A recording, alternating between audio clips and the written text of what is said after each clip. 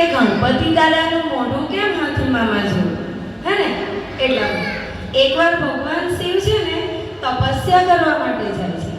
જ્યારે તપસ્યા કરવા માટે જાય ત્યારે માતા પાર્વતીને એવું કહે કે હું તપસ્યા કરવા માટે જાઉં છું.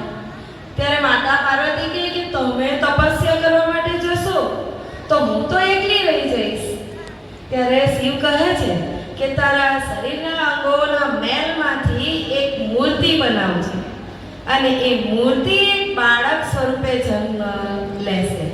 અને માતા પાર્વતી એક મૂર્તિ આવી જ રીતે બનાવે છે અને એ બાળક સ્વરૂપે જન્મે છે.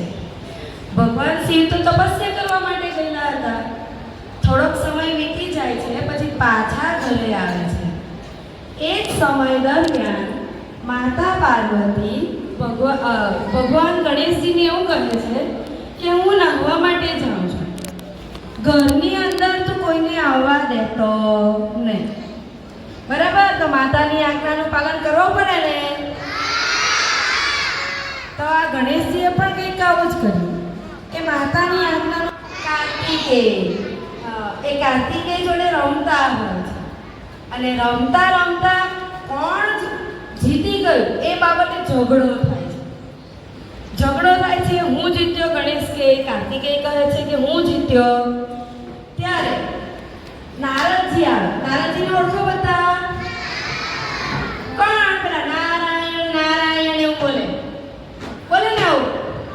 હા, આ જે નારદજી આવે એ કહે છે કે ચાલો તમારા ઝઘડાનું હું સોલ્યુશન લાવું.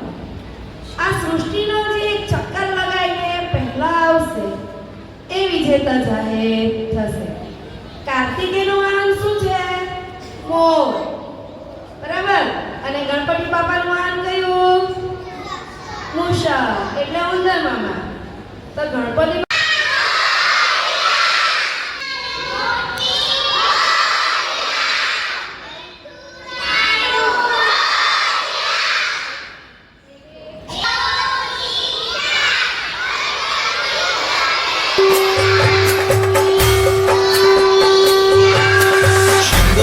चढ़ायो अच्छा गजमुख को, लाल विराजे सुत गौरी हर को, हाथ लिए गुड़ लड्डू साई सुरवर को, महिमा कहे न जाए लागत हो पद को।